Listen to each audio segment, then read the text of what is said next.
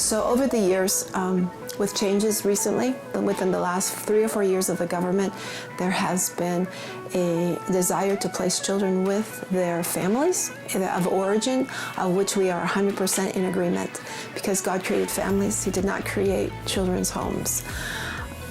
So with those changes, we've been seeking the Lord as to what direction He would have us to go.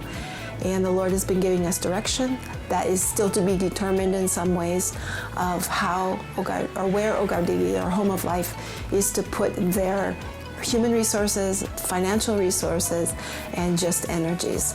So the children's home will continue with 15 beds that will continue to be children's that come to us designated from a judge or a court order. They will stay the quantity of time that the judge deems necessary. Inside of the 30-bed capacity that Hogar de Vida has, we have incorporated a new program, which is for children that have been part of Hogar de Vida, have been placed with their families of origin in the aldeas, but do not have an opportunity for education. So one of the little girls that has become part of, and now we just celebrated her 15th birthday, his name is Josefa. Josefa came to Hogar de Vida when she was 5 years old because she did not have family of origin that could take care of her. She came physically very sick and very sad. And last year, the courts decided that she needed to go back to her family of origin. So Josefa returned to her aldea and found that there was not a space really for her to educate, to finish her education because she was in high school. And so Josefa is our first little one to come into the program of education, which incorporates high school. So Josefa comes Monday through Friday, lives here, goes to school. We help her with her educational difficulties. She has a little bit of difficulty cognitively, and then she goes home on the weekend. So she maintains a relationship with her family, but also she's very much a part of Hogar de Vida. And in Josefa's case, she would say, Hogar de Vida is my home. So that program is just getting started. We have 2 young women, Josefa and Melissa. Melissa also comes from an aldea not too far away. Her family of origin is a grandmother who does not have a lot of resources for her to take care of her.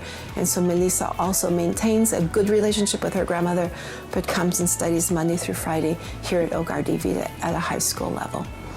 That program is just getting started. We're just they're the first 2. We will have the capacity for 5 beds in that particular program, and just looking for God's provision and how He will supply the needs of that particular program. I would have to say in Hogar de Vida, God has always been faithful. From the very beginning to the day it began to today, God's faithfulness has always been there. And I know that He's the same God yesterday, today, and forever. That will continue. In addition to the education for high school, we are also extending grants to adults that want to continue their education at the university level. And we're doing it by percentage in order to give them opportunity to choose the major that they want, and independent of what the cost is, we would take a percentage of that. And then they have their responsibilities to help also, because we don't want to just give everything to them. We want to facilitate their education, but also give them an opportunity to be a part of their own growth and independence. The third program that inside the education that we are actually beginning also is for children that have been part of Hogar de Vida, are in their aldeas, have a good family situation, but are unable to financially do education piece.